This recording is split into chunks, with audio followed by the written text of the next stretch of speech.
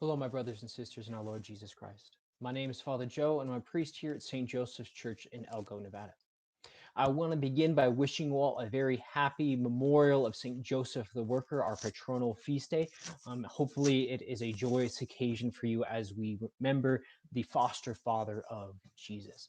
And it's actually because of Joseph that I want to offer a little bit of a reflection on the relationship between God's grace and our actions. Now, you might remember starting Wednesday, I started going over some of the tenets of Protestantism and how, looking at our readings, we see a sort of a contrast of how we can grapple with these things. Today, I want to talk about sola gratia. Now, sola gratia means by grace alone. And in my opinion, out of all of the solas, this is the most coherent and logical of all of them.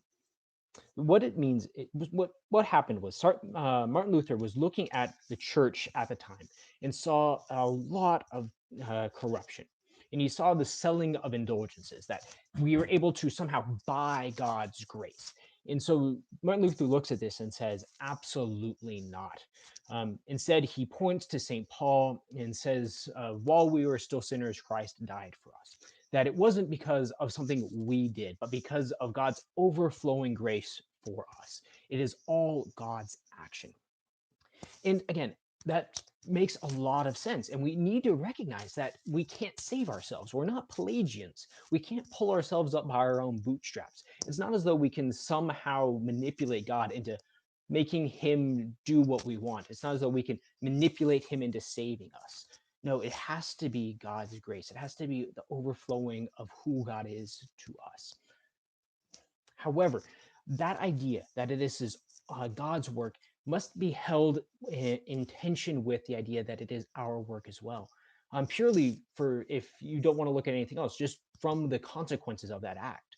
I mean, if it doesn't matter what we do, then why try to be moral? Why try to be followers of Christ? If it is all God, then why do we have to act at all? And so I don't think we can hold to a sola gratia. I don't think we can hold to only grace. I could say we hold to a profound aspect of grace must be first, that grace must be preeminent, but it also requires that we act as well.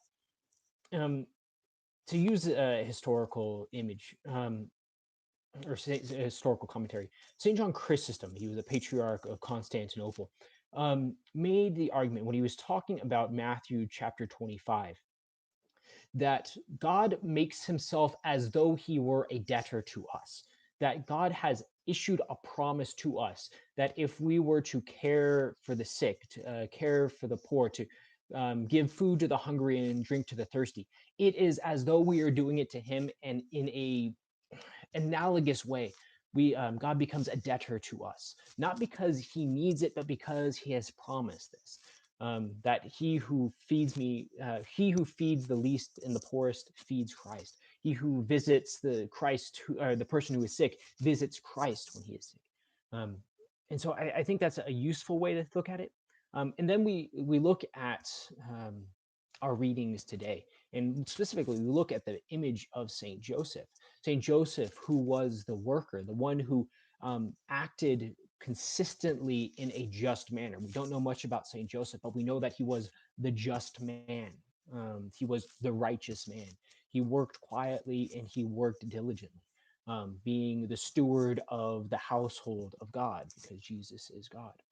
Um, that the actions of Saint Joseph would had to matter. That it's not as though we're quietists and we just let God do whatever. It's that we are entering into the very life of Christ. We are co-workers with God. Perhaps the best image that I can use, and I'm going to end with this, is the idea of an allowance. Now, I don't know if you had this when you were kids, but when I was a kid, we got an allowance of $5 every week. And in order to get that allowance, we had to clean a bathroom, we had to clean our rooms, and we had to do the rest of our chores. Now, did our parents need us to do these things? Well, not really. Um, did Could our parents have given us our allowance even if we hadn't done these things? Yeah, for sure. But in order to instill in us a work ethic, the idea of uh, doing what was right as well, they incentivized it.